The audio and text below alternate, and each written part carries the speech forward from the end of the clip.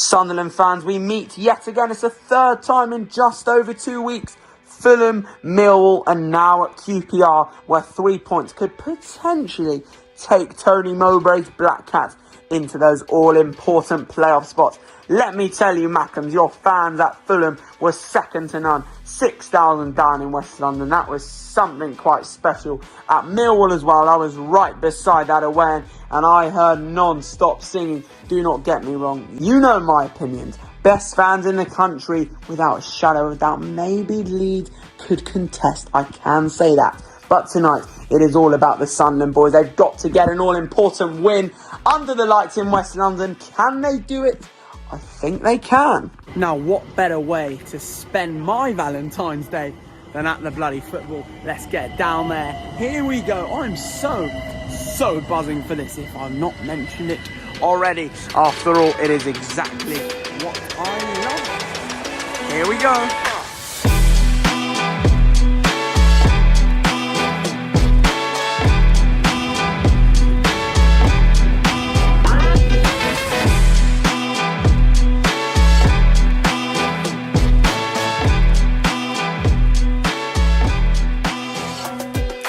Okay, we have made it into the Shepherd's Bush area, and all I'm seeing is couples holding hands with their flowers, with their kisses.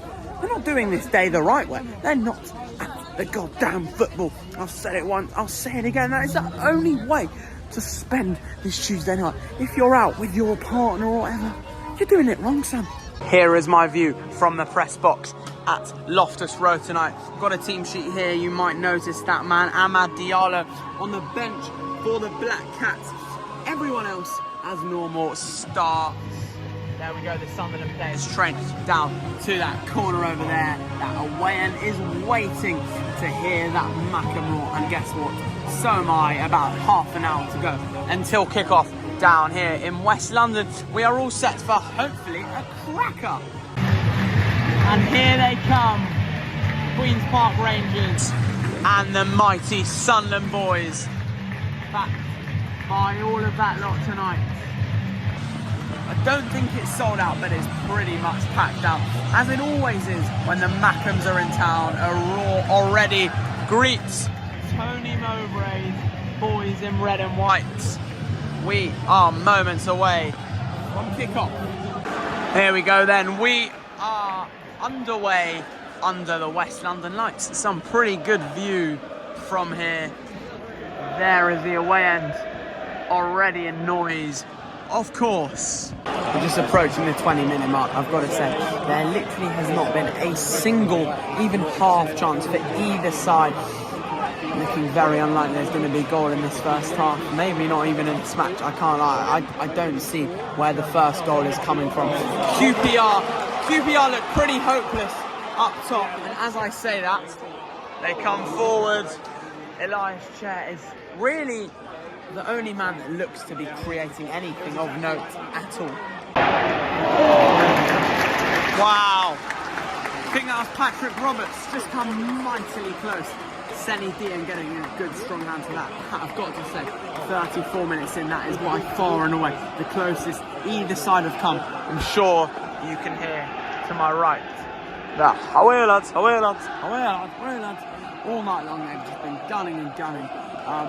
10 minutes till half time, still goalless, and unfortunately it doesn't look like that's going to change anytime soon. Unless Sunderland get something here. Oh my goodness, they've got it. Well, how wrong was I? QPR 0, Sunderland 1. The away end erupts as the MACKEMS go 1-0 in front. Senny Dian, QPR goalie, is absolutely furious. It's his error, he spilled the ball. Luke O'Nien taps it home and sends the away end wild. A lovely noise from that corner of the ground. It's QPR 0, it's Sunderland 1, and I've just been made to eat my words. Luke O'Nien taps it home to give Sunderland a huge goal. QPR pushing to get a goal back before half-time, but I've got to say it looks highly unlikely. For me, they just look so devoid of ideas when going forward. I don't think they're going to even come close to finding the back of the net tonight, and if they do, they're going to need a miracle from their new striker, Chris Martin. He's got some championship experience. Can he produce the goods tonight? At the moment, he's certainly not doing that. 2 minutes of added time at the end of this first half. Tony Mowbray will be very content with his side's performance so far tonight. There is half-time at Loftus Road. Boos ring around the King Prince Foundation Stadium. I think that says it all. QPR making their way back out for this second half. I'm sure Neil Critchley would have ripped into them, fired a rocket up their backside during that half-time team talk. He will be so eager for them to turn this poor performance around, get a result, because tonight is another huge check for Critchley and potentially for him and the safety of his job here at Loftus Road. How will they fare, and also how will those beautiful little Black Cats fare under Tony Mowbray, who at the moment is doing a fantastic job. As it stands, Sunderland are in the playoff spots as Millwall are failing to beat Coventry. Watford winning at Burnley, but Sunderland just doing their bit. And just as the second half started, I met this man on screen now, David Jones, Sky Sports Super Sunday presenter, and as an aspiring young football presenter myself, I'm sure you know how much, how good that is to meet him. What a man, lovely guy, Sunderland fan as well. He will be, I'm not sure delighted is the word, he'll be content with his side showing so far. Second half just began. Patrick Roberts already showing some intensity, which we know he can show.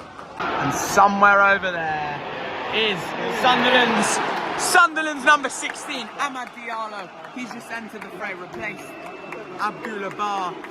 He, for me, is one of the, well, probably the best player in the Championship. Definitely Sunderland's best player. When he's on the pitch, they've always got a chance. He is always creating something. How will he fare for the last half an hour here tonight? Wow, this can make things interesting. Out of the very blue, QPR have a spot kick.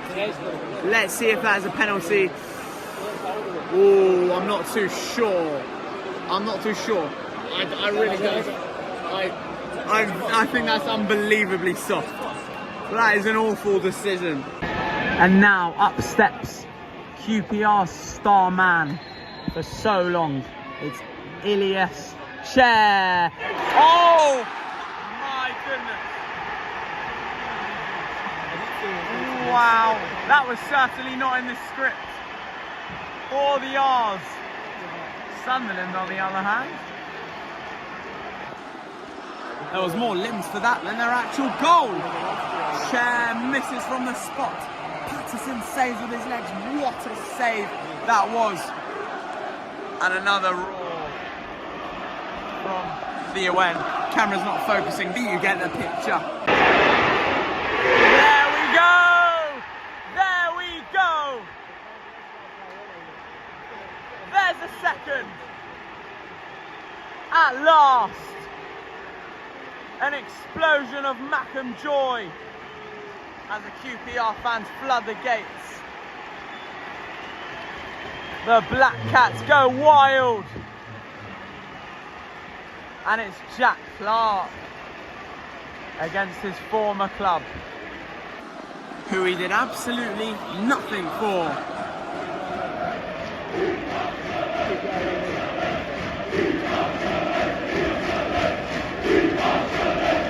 They're heading into the playoffs, and boy are they delighted about it.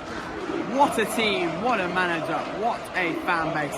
Sunderland AFC take a bow. The club at the moment is at its, well, in recent years, at its very highest peak of recent years. Jack Clarke slides it home, sends a 2,500 MACKEMS wild. Amad for 3. How on earth has he missed that? I've got to say, how has he missed that? Amad Diallo, you should be doing better there, my son. You should be 3. Get into the box. That's the terrible cross, man. Right, believe it or not, This is actually the first time I've seen Sunderland win all season, considering how many times I've seen them play. And it seems like every time I've seen them succeed. But tonight's actually the first time I've actually seen them get all 3 points. Can they wrap it up here? Oh, very, very nearly. All it needed was that one final ball. There's the third! Take this in. Take this in. Absolutely fantastic scenes. QPR 0, Sunderland 3. I blame the coach. You can't have a game where you have more possession, no shots on target, and you're losing 3-0 with more possession. Take it in, lads. Sunderland fans. I bet you're enjoying this right now. And I think, was it Jack Clarke again? We're about to find out. Let's see who it was again. I think it was Jack Clarke.